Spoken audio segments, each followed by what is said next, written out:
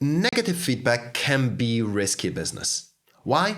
Because it's very likely that if you don't give it in the correct way, people will feel attacked. And when people feel attacked, they will get defensive.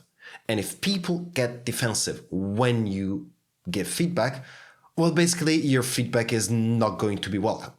And it's going to have zero to no effect. So when you need to give negative feedback or constructive criticism, what do you do to make sure you don't end up in that situation? Simple. You gear it in such a way that the person will reason on his or her own ineffective behavior, find solutions to that behavior, and basically feels that he or she retains the choice on what to do. I'll give you an example to clarify. Let's say that you are testing a few Facebook campaigns with different ads for a product that you're selling.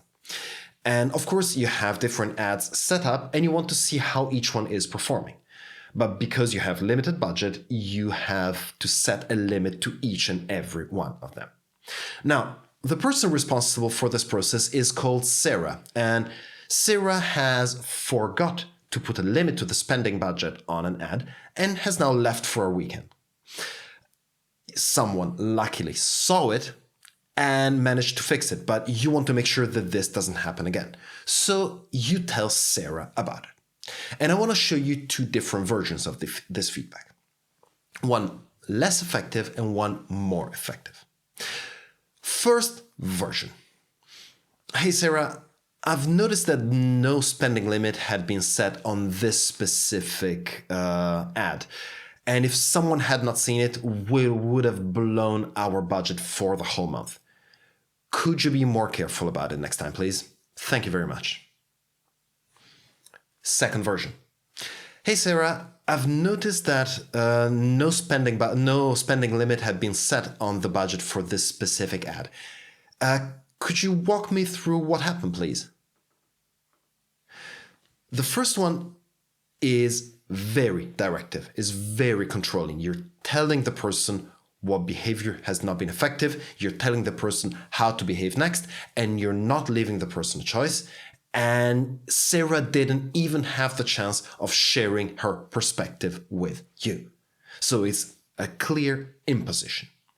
The second one instead starts by asking Sarah's perspective. It asks Sarah what happened.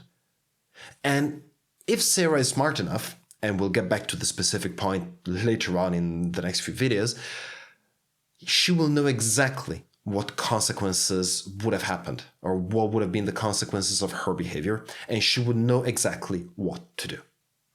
So if the person is skilled enough to take this type of behavior in a coaching perspective, by all means, opt for the second one. It will make the person feel considered, it will make the person still feel in control, and the feedback will be less likely to make the person defensive, which again is one of your number one aims. What do you think? Let me know. Thank you. Talk soon.